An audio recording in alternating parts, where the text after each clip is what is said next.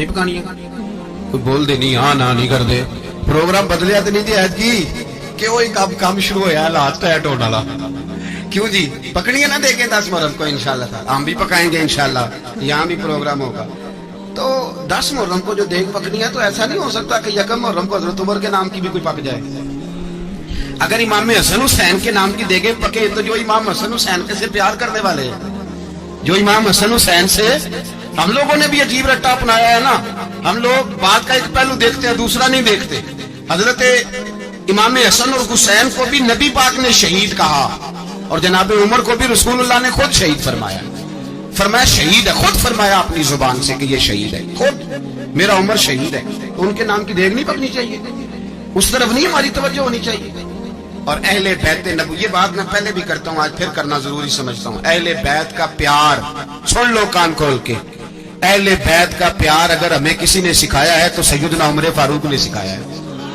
اہل بیت نبوت کی محبت اگر کسی نے سکھائی ہے تو کس نے سکھائی ہے بول کے بتائیے حضرت عمر نے اہل بیت کا پیار ہمیں حضرت عمر نے بول کر کے سکھایا ہے بھائی یاد رکھیں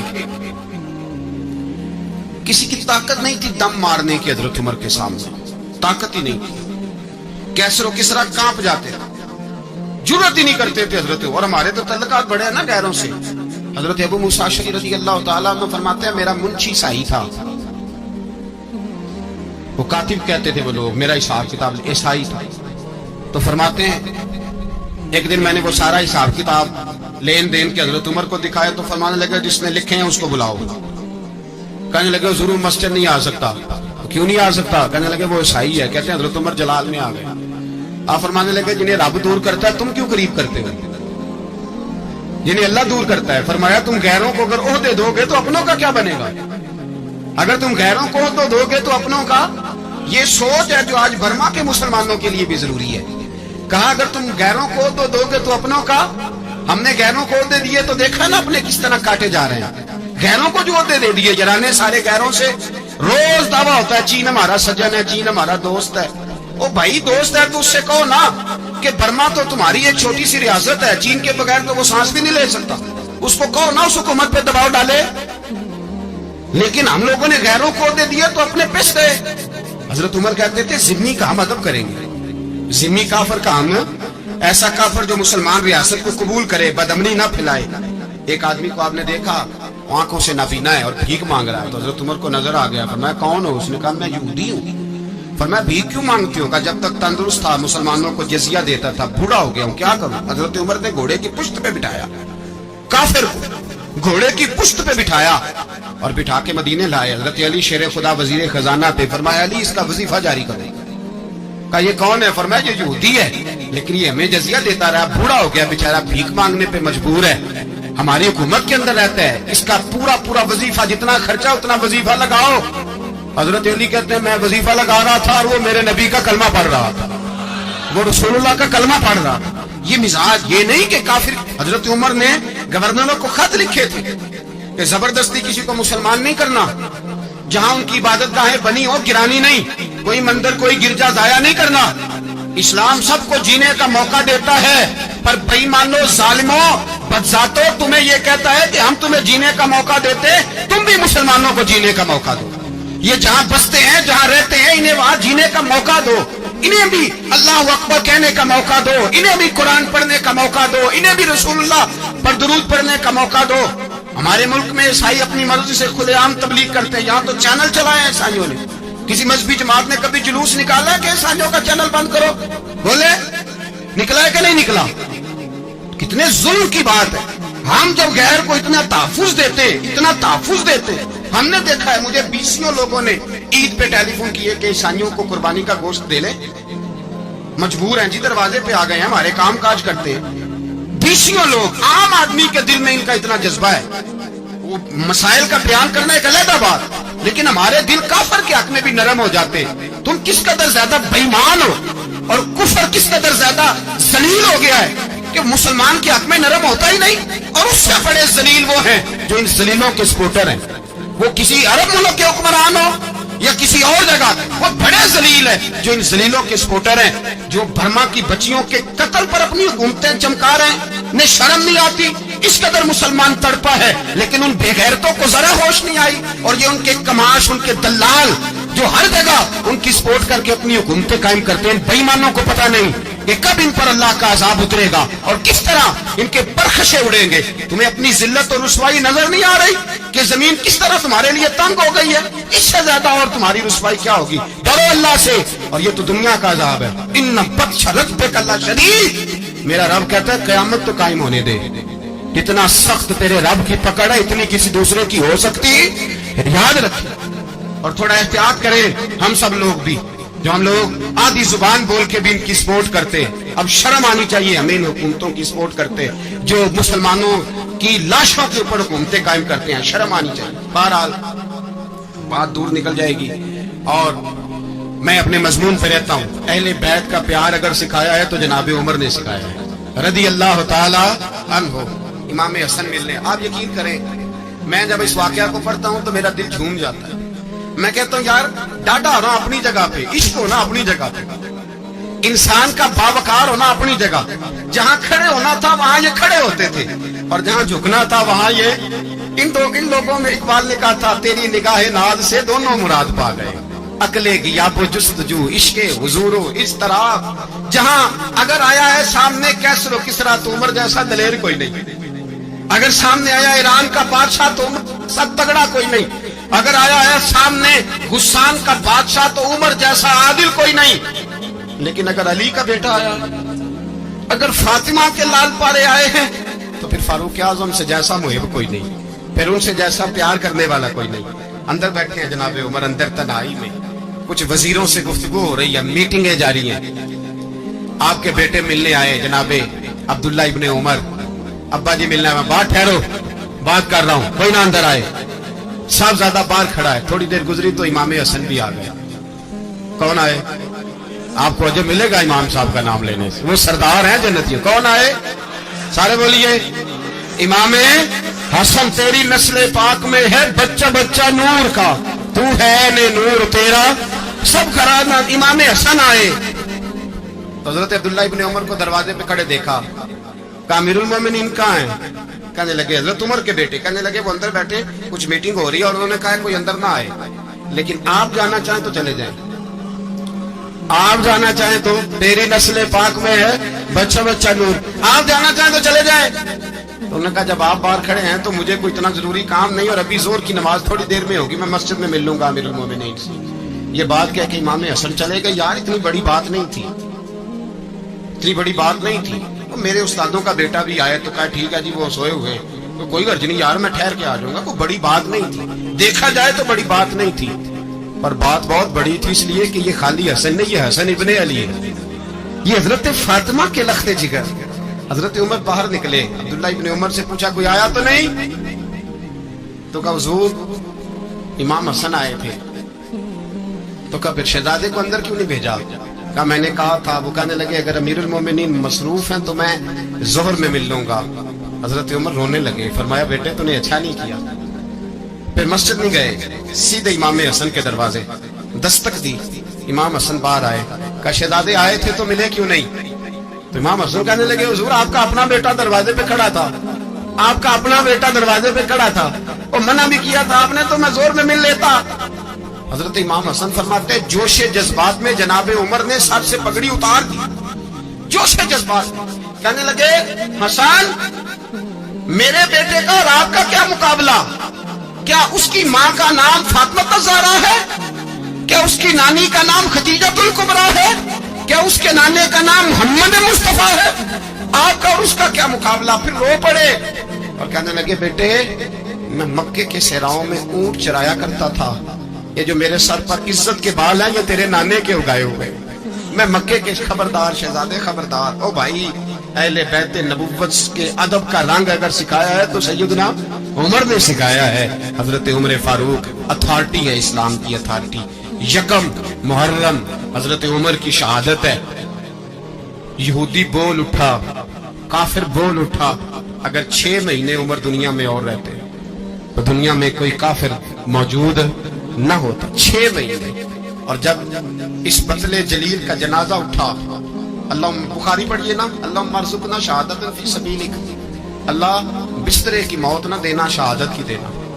عمر شہید ہوئے، مسجد نبوی میں نماز پڑھاتے، اور جب جنازہ اٹھا تو مدینے کا پھر پیچھے جو دلیر بچے وہ مولا علی تھے۔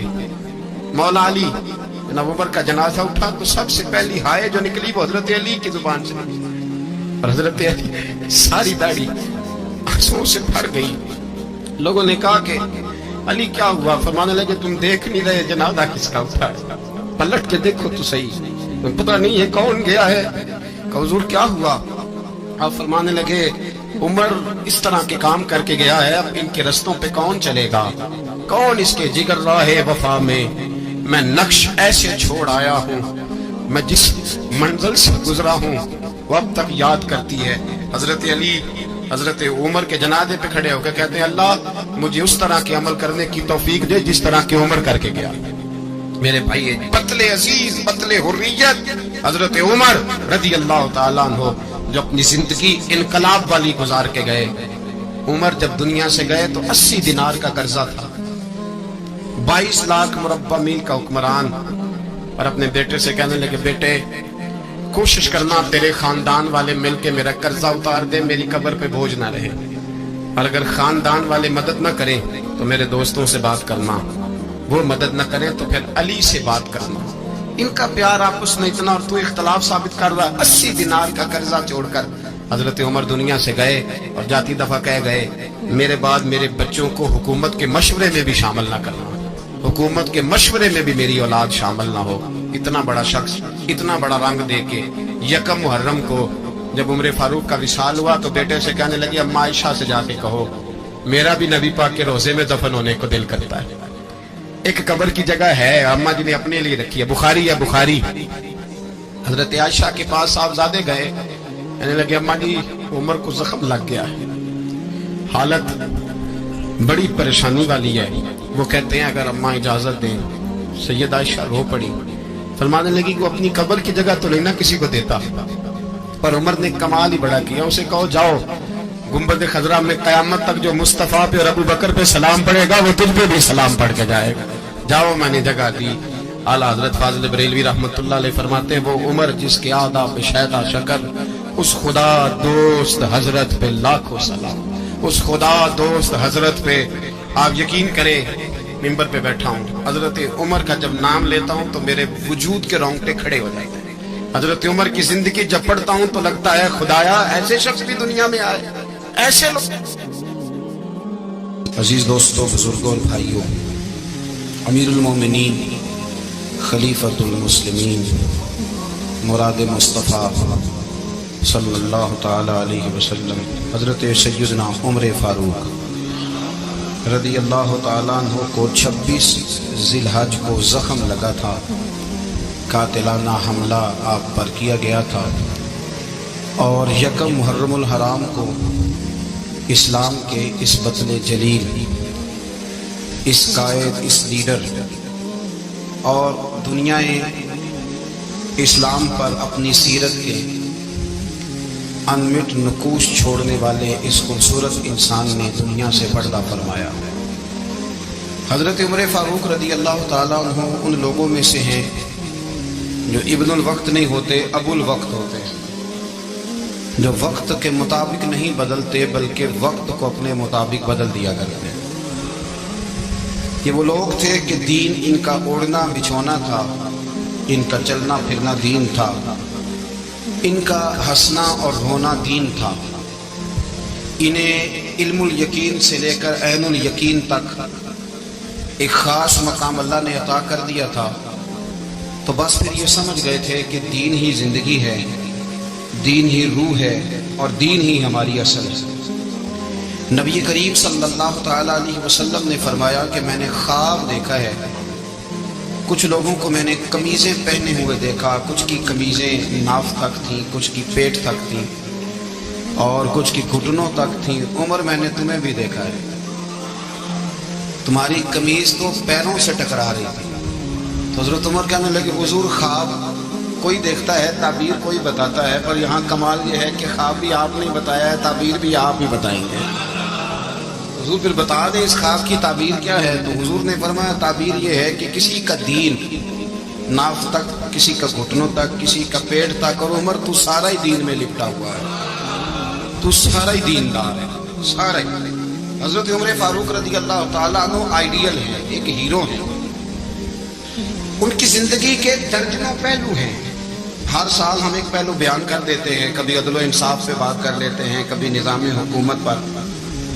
उनकी जिंदगी का एक पहलू आज भी हमारी गुफ्तगू का उन्वान रहेगा। पर हजरत उमर का मर्तबा और मकाम यह है कि नबी करीम अलैहिस्सलाम ने फरमाया कि जिब्रील अमीन 950 साल मेरे उमर की शान बयान करे तो उमर की शान खत्म नहीं होती। 950 साल अगर हजरत जिब्रील भी बयान करें तो ये मकाम है सैयदना फारूक आज़म। अल्लाह तबारक व तआला ने जिस तरह सारे नबियों में शान हुजूर को अता फरमाई, इसी तरह तमाम नबियों के हवारियों में सबसे ज्यादा शान हुजूर के गुलामों को अता फरमाई। कुरान मजीद में अल्लाह करीम ने फरमाया, या अय्युहल्लज़ीना आमनू कू अनफुसकुम व अहलीकुम नारा, फरमाया ए ईमान वालों, खुद भी जहन्नुम की आग से बचो और अपने घर वालों को भी दोज़ख की आग से बचाओ। खुद भी बचो और अपने घर वालों को भी। हमारी सारी नसीहतें बाहर वालों के लिए। बाहर हमें बहुत बड़ा लेक्चर भी देना पड़े तो चलता है, बहुत बड़ी दास्तान सराई भी करनी पड़े तो चलती है। स्टेटस और मियार यह है कि सारा कुछ बाहर वालों के लिए, और घर के वो फूल जिनकी आबियारी भी हमने करनी थी, कुछ जड़ी बूटियां और कहें तो वो काटनी भी हमने खुद थी, धूप और छांव का ख्याल भी हमने रखना था, वहां हमारी नजर नहीं होती। पड़ोसी के बच्चे क्या कर रहे हैं ये सारा पता होता है, और मेरे घर में क्या फूल खिल रहे हैं इसकी मुझे खबर नहीं होती। हजरत उमर फारूक ने जब ये आयत नाजिल हुई तो फौरन अर्ज किया, या रसूल अल्लाह सल्लल्लाहु अलैहि वसल्लम, इसका क्या मतलब है कि खुद भी दोज़ख की आग से बचो और अपने घर वालों को भी बचाओ। तो नबी करीम अलैहिस्सलाम ने फरमाया, उमर इसका मतलब ये है कि जिन चीज़ों का अल्लाह रसूल तुम्हें हुक्म देते हैं तुम अपने घर वालों को उन चीज़ों का हुक्म दो, और जिन चीज़ों से अल्लाह रसूल तुम्हें मना करते हैं तुम अपने घर वालों को भी उन चीज़ों से मना करो। हजरत उमर फारूक की जिंदगी में जो चीज़ आपको बहुत ज्यादा मिलेगी ना, वो ये है कि आपने जितना कड़ा एहतसाब मुहासबा बाहर वालों का किया है ना, उससे ज्यादा बढ़ के अपना और अपने घर वालों का किया। ये बड़ा अजीब मामला है कि हम जितने लोग हैं हमारा मियार ये है कि सामने वाला गलत है और मैं ठीक, यानी दूसरे का बच्चा गली में नजर आ जाए तो उसकी गलतियां निकलनी शुरू हो जाएंगी, और मेरा बच्चा सारा शहर घूम आए एक टायर पे मोटरसाइकिल पे, तो हम कहते हैं कि अभी बच्चा है, इंशाल्लाह सियाना हो जाएगा। अगर अब्बा जी आज तक सियाने नहीं हुए किसको समझा लें, तो फिर बेटे का सियाना होना तो हो सकता है कि वो 60-70 साल लग ही जाए। घर के अंदर जब तक तवज्जो नहीं होती, और सबसे पहले जब तक अपनी जात पर तवज्जो नहीं होती, मैं कहा करता हूँ कि बाहर लेक्चर चलता है, घर में अमल चलता है। लेक्चर बाहर चलता है, घर के अंदर अमल चलेगा। बाहर तो आपने कह दिया नमाज पढ़ा करो, खत्म हो गई बात। लेकिन घर में बच्चे नमाज तब पढ़ेंगे जब उनके वालिद नमाज पढ़ेंगे। घर में कह दिया पर्दा करो, पर घर में बच्चियां पर्दा तब करेंगी जब उनकी अम्मा पर्दा करेगी। घर के अंदर अमल चलता है, बाहर तो चलो बात भी चल जाती है। तो वालिद का जब तक किरदार बच्चे नहीं देखते, किरदार बच्चे नहीं देखते जब तक, उतनी देर तक उनका तब्दील होना मुमकिन नहीं होता। हजरत उमर फारूक रज़ी अल्लाह ताला अन्हु ना बाहर वालों का भी बड़ा सख्त हिसाब करते थे। बड़ा एक गवर्नर साहब ने लिबास बड़ा शानदार पहनना शुरू कर दिया था, तो हजरत उमर ने उतरवा के ना तो उन्हें टाट का लिबास पहना के तो ऊंट चराने की ड्यूटी दे दी। इतना सख्त एहतसाब करते थे। कसाई की दुकान पर भी 1-2 घंटे खड़े होते थे। जो आदमी मुसलसल 2 दिन गोश्त खरीदता था ना, फरमाते थे इसका टैक्स बढ़ा दो, लोगों को दाल नहीं मिल रही और ये रोज गोश्त खाता है। हजरत फारूक आज़म, उसको जजिया कहा जाता था, या कुछ और मामला होते थे बढ़ा देते थे। मुसलसल जो 2 दिन आदमी गोश्त खाता था, फरमाते थे मदीने में गुर्बत है, अगर ये वाला निजाम तुम करोगे तो गरीब लोग किसकी तरफ देखेंगे। लेकिन उससे ज्यादा बढ़कर जो उनकी जिंदगी का म्यार और स्टेटस था वो ये था कि अपने घर का खास ख्याल रखते, खास तवज्जो करते। मुल्क शाम से और ईरान से कुछ लोग आपकी खिदमत में आए, तो वहां से कुछ कनीजें भी आई उनके बादशाह का पैगाम लेके। शाह ईरान की कनीज को मलका ने कहा कि ना हजरत उमर की ज़ौजा को देख के आना जरा किस तरह की। हमारे मुल्क में क्या कहता है खातून अव्वल, बाकी सारे ज़ों में खातून अव्वल, जरा खातून अव्वल को देख के आना। तो वो जब आई ना घर में मिलने, تو کہا کہ مجھے میری ملکہ نے کہا تھا کہ عمر کی زوجہ سے اہلیہ سے ملاقات کر کے آنا. تو حضرت عمر کی اہلیہ نے نا ایک جوڑا کپڑوں کا دے دیا ملکہ کے لیے اور ایک خوشبو کی شیشی دے دی. اب جب وہ تحفے وہاں گئے تو اس ملکہ نے نا کچھ سونے کا سامان بھیجا, کچھ زیورات بھیجے, کچھ تحائف بھیجے. جب حضرت عمر کے گھر آئے نا وہ خادم لے کے آیا, اس نے کہا جی آپ کی اہلیہ نے تحفے بھیجے تھے. تو جواب میں شاہ ایران کی بیوی نے, یہاں جس ملک کا وہ سفیر تھا, انہوں نے بھی یہ بھیجے ہیں. تو حضرت عمر فاروق نا وہ تحفے لے کے گھر گئے تو جا کے کہنے لگے اپنی اہلیہ سے, یہ تو کب سے تحفے تحائف بھیجنے لگ گئی ہے, یہ کب سے نظام شروع ہو گیا؟ تو کہ حضور تحفہ دینا لینا تو ٹھیک ہے, سنت ہے, محبت بڑھتی ہے, تو یہ کوئی قباحت نہیں, اور میں نے اپنی ذاتی استعمال کے لیے جو چیزیں رکھی تھی وہ میں نے دی ہیں. تو حضرت عمر فاروق رضی اللہ تعالیٰ عنہ فرمانے لگے ہم نے کسی ملک کے ساتھ اور اس کے بادشاہ کے ساتھ ذاتی تعلق نہیں بنانا, تعلق جو بھی بنے گا رسول اللہ کے دین کی برکت سے بنے گا. ذاتی رشتے نہیں ہم نے قائم کرنے, ذاتی. آپ کے ملک کی جو ایئر لائن جس کا ہر سال خسارے کا ڈنڈورا پیٹا جاتا ہے نا, وہ ہمارے بادشاہ صاحب و صدر صاحب اگر غیر ملکیوں کو گھوڑا کبھی بھیجنا ہو نا, گھوڑا, تو پورا ایک جہاز گھوڑا لے کے تحفے میں جاتا ہے, پورا جہاز. غریب قوم کا یہ سرمایہ, اور قوم بڑی بادشاہ ہے, لائنوں میں لگ کے ووٹ دیتی ہے. دو کام ہمیشہ لائن میں لگ کے کرنے, ایک بل لائن میں لگ کے جمع کرانا ہے اور ایک ووٹ لائن میں لگ کے, تاکہ پھر پورے 5 سال لائن میں ہی لگے رہے. مرضی سے آپ ووٹ دینا, پر جو بات درست ہے اس کو سنو.